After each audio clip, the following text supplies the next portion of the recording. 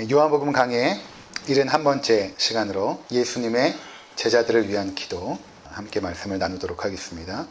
예수님의 그 기도가 이 17장에 기록이 되어 있는데, 지난 시간까지는 1절부터 5절까지 예수님께서 자신을 위해서 기도하시고, 이제 6절부터 19절까지 우리가 읽은 이 본문은 그의 제자들을 위해서 기도하시는 내용입니다. 그리고 이제 20절부터 나머지 내용들은 앞으로 제자들을 통해서 예수 그리스도를 믿게 되는 자들을 위한 또 기도를 예수님께서 하고 계신다는 것입니다.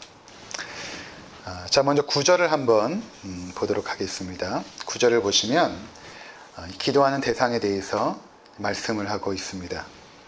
내가 그들을 위하여 비옵나니, 이렇게 말씀합니다. 내가 그들을 위하여 비옵나니. 여기서 말하는 그 그들은 어떤 자들인가 보니까 내게 주신 자들을 위함이니이다, 이렇게 말하고 있습니다. 그들은 아버지의 것이로소이다. 자, 예수님께서 기도하시는 그 제자들을 어떻게 표현하고 있냐면, 원래는 아버지의 것이었는데 내게 주신 자들, 이렇게 지금 표현하고 있다는 것입니다. 6절을 한번 보시면, 세상 중에서 내게 주신 사람들에게 내가 아버지의 이름을 나타내었나이다. 그들은 아버지의 것이었는데 내게 주셨으며 그들은 아버지의 말씀을 지켰나이다. 자, 여기서도 보면 원래는 아버지의 것이었는데 예수님에게 주신 자들, 그들이 원래는 세상 가운데 있었던 자들입니다. 세상 가운데 있었는데 특별히 하나님께서 그들을 택정하사 하나님의 자녀로, 그분의 백성으로 삼은 그들을 위해서 내가 이 시간 기도하겠습니다, 이렇게 말씀하고 있다는 것입니다. 예수님께서는 모든 인류를 위해서 기도하지 않습니다. 오직 하나님께서 예수님에게 주신 자들만을 위해서 기도하신다는 것입니다. 그래서 다시 한번 9절을 한번 보시면, 내가 그들을 위하여 비옵나니, 내가 비옵는 것은 세상을 위함이 아니요. 세상, 하나님을 반역한 세상을 말합니다. 세상을 위한 것이 아니라 내게 주신 자들을 위함이니이다, 이렇게 기도의 대상을 분명히 하고 있다는 것입니다. 우리가 전에 요한복음 10장에서 양의 우리를 빗대셔서 그분의 자녀들을 말씀하시는 그 예수님의 비유를 살펴본 적이 있죠. 그러니까 팔레스타인 문화에 보면 동네마다 이제 양의 우리가 하나씩 있습니다. 그 양의 우리에 목자가 각각 다른 양들이 그 안에 이제 거하게 되어 있죠. 그러면 이제 목자들이 아침에 와서 자기의 양을 불러냅니다. 이름을 불러내고, 또 양들은 귀가 밝아서, 눈은 굉장히 어두운데 귀가 굉장히 밝다고 해요. 그래서 목자들의 음성을 분별할 줄 압니다. 자기의 목자의 음성을 듣고 따라가게 되는 것입니다. 이 비유를 말씀하시면서 하나님의 백성이 누구인가? 세상 속에 우리가 이렇게 섞여 살지만 그 가운데서 하나님께서 불러내신 자들, 그분의 자녀로 불러내신 자들, 그들이 하나님의 자녀라는 것입니다. 바로 그들을 위하여서 예수님께서 이제 기도를 하시는 것입니다. 우리 에베소서 1장을 한번 잠깐 보고 왔으면 좋겠습니다. 에베소서 1장 4절 5절을 한번 보고 돌아오겠습니다. 곧 창세전에 그리스도 안에서 우리를 택하사 우리로 사랑 안에서 그 앞에 거룩하고 흠이 없게 하시려고 그 기쁘신 뜻대로 우리를 예정하사 예수 그리스도로 말미암아 자기의 아들들이 되게 하셨으니. 아멘. 자, 여기 보니까 창세전에 그리스도 안에서 택함을 받은 자들이 있다는 것입니다. 그러니까 이 우주 만물이 창조되기도 전에 하나님께서는 그분의 택한 자녀들이 있었다는 것입니다. 그들이 어떻게 되는가? 5절에 보니까 그 기쁘신 뜻대로, 하나님께서 너무나 그 기쁜 뜻대로 그들을 예정하시고 예수 그리스도로 말미암아 자기의 아들들이 되게 하셨다는 것입니다. 이해가 되시죠? 그래서 그렇게 창세전에 택정된 자들이 인류의 역사가 흘러가다가 하나님의 완벽한 때가 되어서 이 땅에 오게 되는 것이죠. 우리가 태어난 것입니다. 이 땅에 태어나게 하시고 하나님의 때가 되었을 때 우리를 부르시는 것입니다. 그분의 어떤 신비한 음성을 듣는 것이 아니라 어떤 상황 속에서 하나님께서 우리를 부르셨을 때 내 영혼이 응답하여 그분께 가게 된 것이죠. 내가 하나님 앞에 나간 것 같으나 돌이켜보면 하나님께서 우리를 불러주시고 그분의 자녀를 삼아주셨다는 것입니다. 이렇게 예수님께서 기도하는 대상들은 그분의 제자들, 특별히 세상 속에서 이미 창세전에 택하심을 받아 그분의 자녀가 된 그들, 우리들이죠. 그들을 위해서 예수님께서 기도하신다는 것입니다. 그러니까 얼마나 우리가 존귀한 존재들입니까? 하나님의 택정함을 받은 거룩한 그분의 자녀들.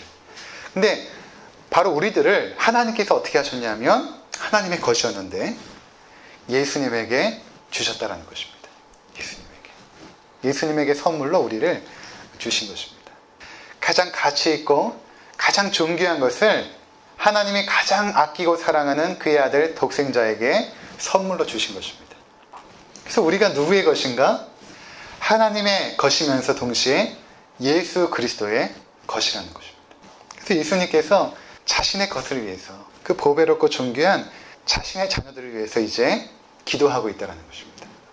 우리가 저녁에 하이델베르그 교리를 배우고 있는데 그 첫 번째 물음이 이것입니다. 살아서나 죽어서나 당신의 유일한 위로는 무엇입니까? 여러분 지금 살아있는 동안에 또 내가 죽는다고 하여도 여러분에게 정말 위로가 되는 것이 무엇입니까? 내가 이 땅 가운데 살아가면서 나의 자녀들이 나의 위로가 되었나요? 죽어서는 위로가 되지 않죠. 또 내가 가지고 있는 재물이 나에게 위로가 되었나요? 일시적일 뿐이죠. 교리는 우리 가운데 이렇게 가르칩니다. 살아서나 죽어서나 나는 나의 것이 아니요 몸도 영혼도 나의 신실한 구주 예수 그리스도의 것입니다. 이렇게 대답을 하는 것입니다. 우리 한번 따라해 봤으면 좋겠습니다. 살아서나 죽어서나 나는 나의 것이 아니요 몸도 영혼도 나의 신실한 구주 예수 그리스도의 것입니다. 그렇죠. 살아서나 죽어서나 내가 나의 것이 아니라 몸도 영혼도 나의 신실한 구주 예수 그리스도의 것입니다. 이것이 굉장히 우리에게 위로가 된다는 것입니다. 그래서 우리가 힘들고 어려운 순간에 이 고백을 자주 할 수 있으면 좋습니다. 가장 어렵고 힘든 그 순간에 우리가 마지막 코끝에 호흡이 닿는 순간에도 이 고백을 할 수 있으면 얼마나 마음이 담대해지겠습니까? 살아서뿐만 아니라 이제 내가 죽어서도 예수 그리스도의 것이기 때문에 마음에 평안이 있고 또 마음에 안심이 되고 담대해지고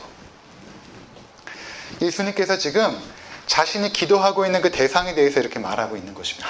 하나님, 내가 이제 기도하는 저 대상들은, 저 제자들은, 그리고 성도들은 원래 하나님의 것이었는데 하나님께서 나에게 주신 자들입니다. 내 것입니다. 내 것을 위해서 그 보배롭고 존귀한 그 자녀들을 위해서 내가 하나님 이제 기도하겠습니다. 이렇게 지금 예수님께서 말씀하고 있다는 것입니다.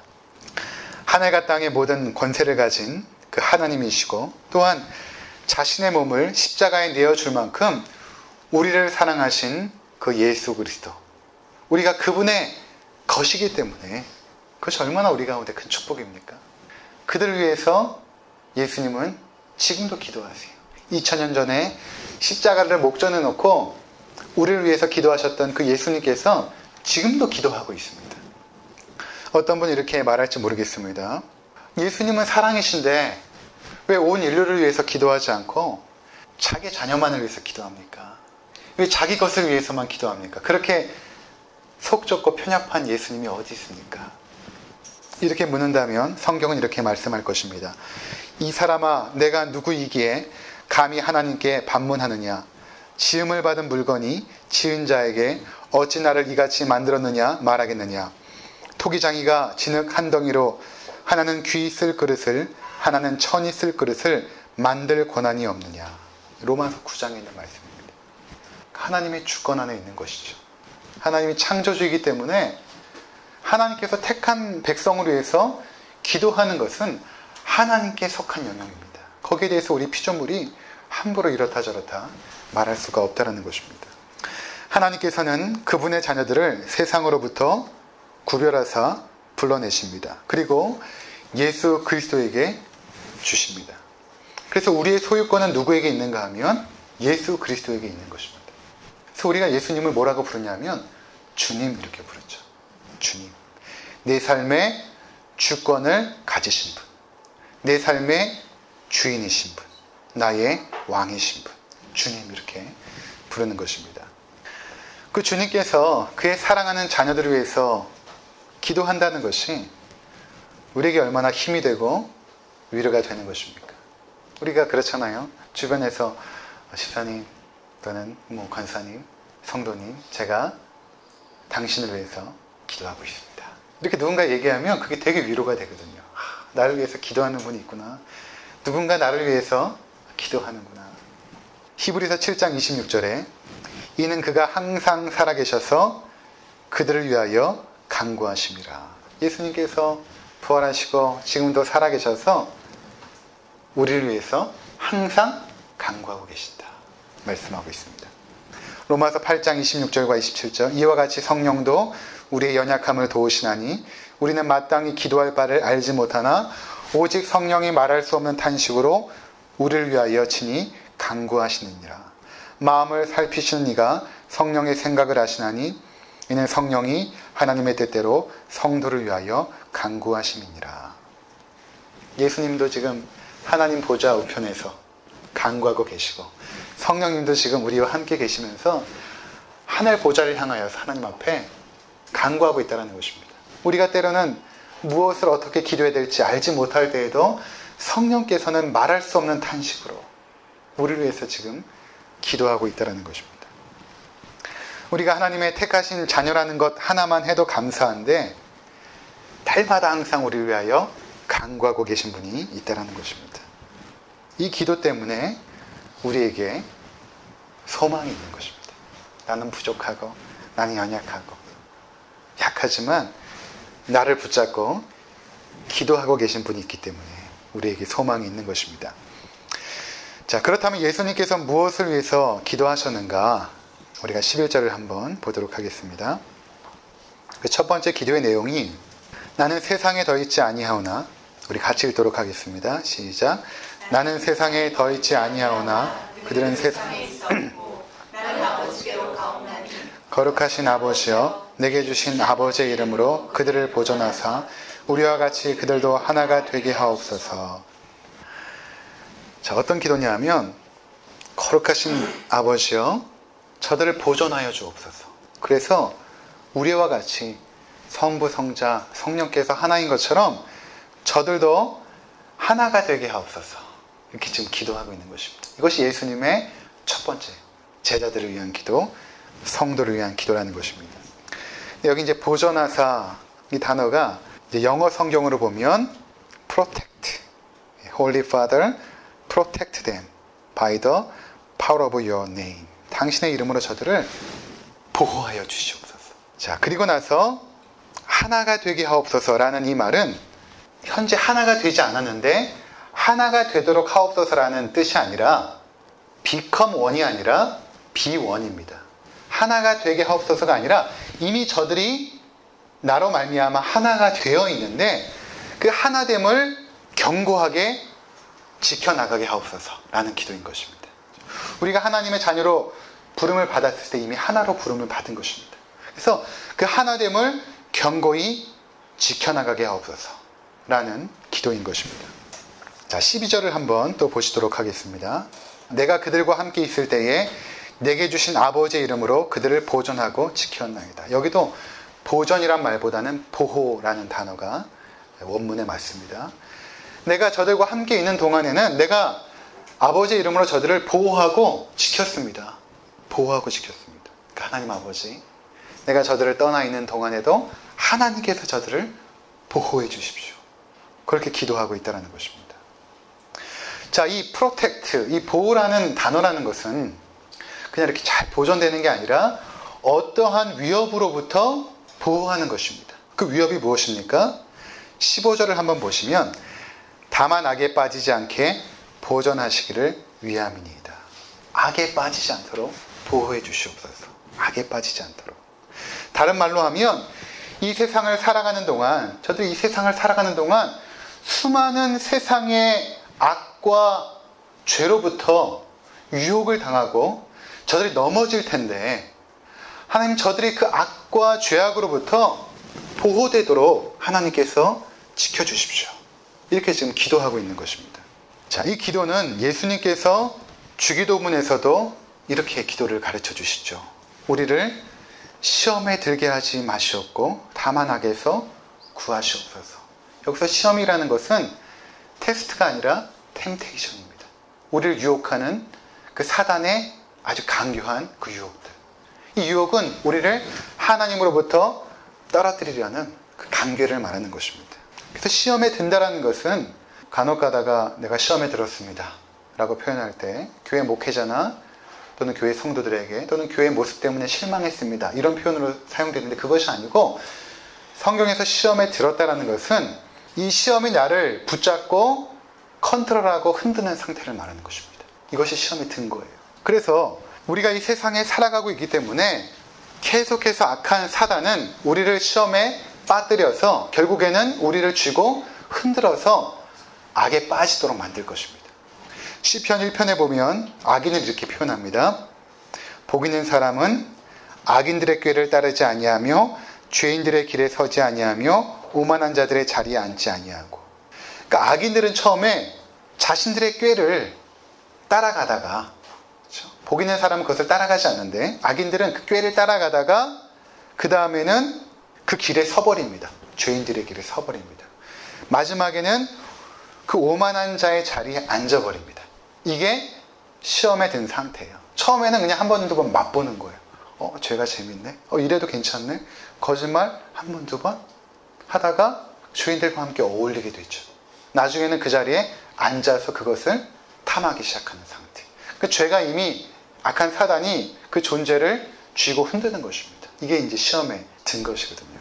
자, 그래서 예수님께서 주기도문에서도 기도했던 것이 그의 제자들이 결국에는 시험에 들어서 악에 빠지지 않도록 그렇게 기도한 것입니다. 오늘도 마찬가지로 하나님의 자녀들이 그분의 백성들이 악으로부터 보호되기를 하나님 저들을 악으로부터 사단의 많은 유혹으로부터 저들을 보호해 주십시오.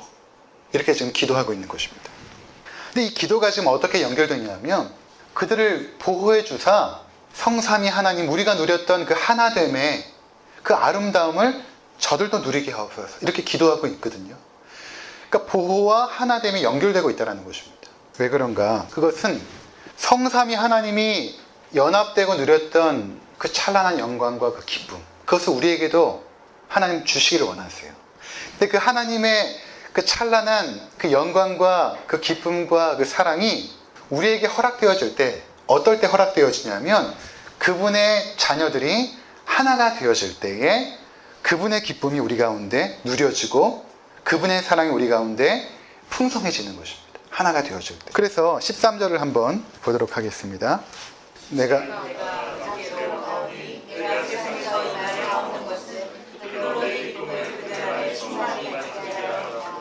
그렇죠. 내가 세상에서 이 말을 하옵는 것은 내가 지금 이곳에서 하나님 앞에 이 기도를 지금 드리고 있는 그 목표는 무엇인가 하면 그 목적은 무엇인가 하면 저들이 내 기쁨을 그들 안에 충만히 가지게 하려 함이니이다 라는 것입니다.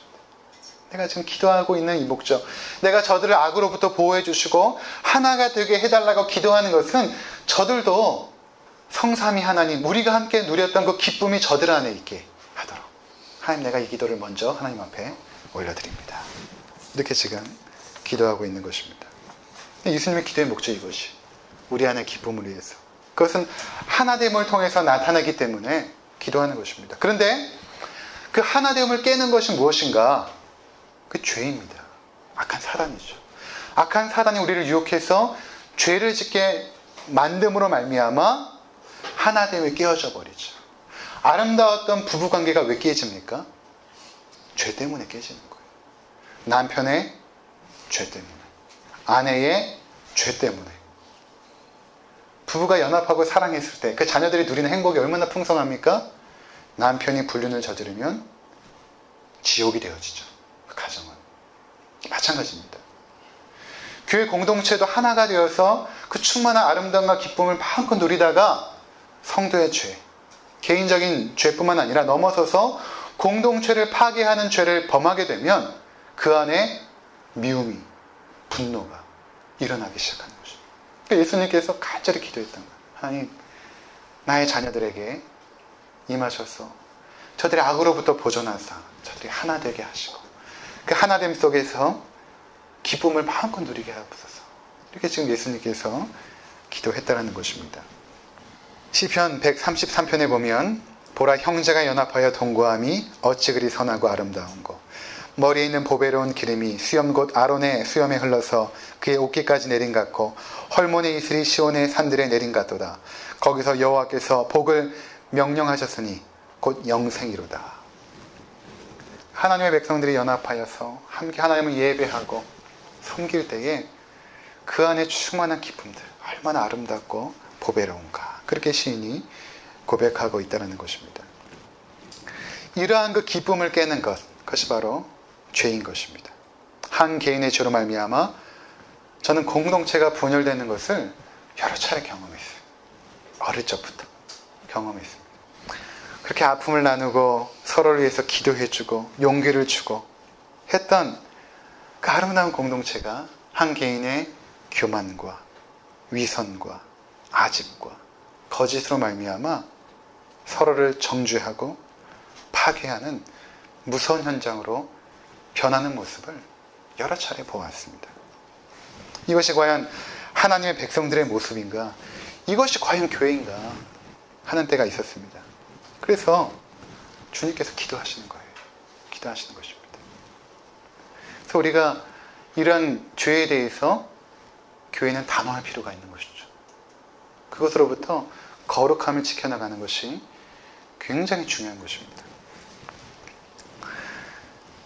죄는 하나님과의 관계를 깨뜨릴 뿐만 아니라 또한 성도들과의 관계도 깨뜨립니다.